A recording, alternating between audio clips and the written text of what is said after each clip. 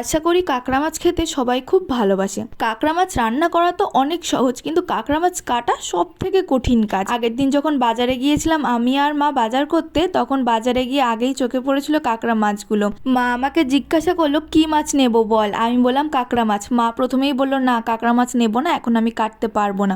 মায়ের মুখের এই নাটা শুনে আমার খুব খারাপ লাগলো।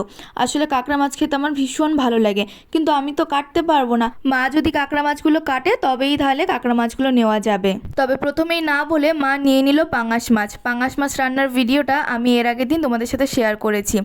বেশ কিছুক্ষণ পরে ভাবনা চিন্তা করে মা কাঁকড়া মাছ নিল 1 কেজি। বাড়িতে আনার পর মা কাঁকড়া মাছগুলো ভালো করে কেটে দিয়েছিল। কাঁকড়া মাছ কাটা খুবই কঠিন কাজ, তবে রান্না করা জানো তো ভীষণ সহজ। আজ আমি তোমাদের সাথে কাঁকড়া মাছ রান্না করার ভিডিওটা শেয়ার করছি। প্রথমেই সর্ষের তেল গরম করে কাঁকড়া মাছগুলোতে লবণ আর হলুদ দিয়ে ভেজে তুলে নিয়েছি। কাঁকড়া মাছ খুব একটা বেশি ভাজা লাগে না, অল্প ভেজে তুলে নিলেই হয়। তারপরে কড়াইতে আবার কিছুটা সর্ষের তেল গরম করে এর ভিতরে দিয়ে দিয়েছি শুকনো লঙ্কা আর গোটা জিরে। ফোড়নটা ভাজা হলে এর ভিতরে দিয়ে দিয়েছি টুকরো করে কেটে রাখা আলু। অন্যান্য তরকারিতে আমরা যেরকম আলু দিই একটু বড় বড় করে, তার থেকে একটু ছোট সাইজের আলুগুলো কাটতে হবে।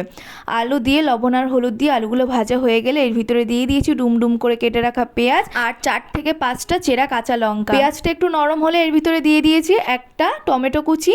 টমেটো দিয়ে এর মধ্যে দিয়ে দিলাম জিরের গুঁড়ো, ধনের গুঁড়ো, লঙ্কার গুঁড়ো। এখানে কিন্তু আমি কাশ্মীরি লঙ্কার গুঁড়োটা ব্যবহার করেছি, ঝাল লঙ্কার গুঁড়ো দিইনি। খুব ভালো করে এবারে মশলাটা কষিয়ে নিতে হবে আলু টালু পেঁয়াজ সব কিছু দিয়ে। মশলা কষানো হয়ে গেলে আগে থেকে ভেজে রাখা কাঁকড়া মাছগুলো এর ভিতরে দিয়ে দিতে হবে। কিছু কাঁকড়া মাছ ছিল খুব বড় বড়, আর কাঁকড়া মাছের ঠ্যাংগুলোও ছিল খুব বড় বড়। কাঁকড়া মাছ তো আমার ভীষণ ভালো লাগে। আচ্ছা তোমাদের কাদের কাদের ভালো লাগে কমেন্ট করে জানিও তো। দেখো মাছটা ভালো করে কষানো হয়ে গেছে, এবারে আমি এর মধ্যে দিয়ে দিলাম গরম জল।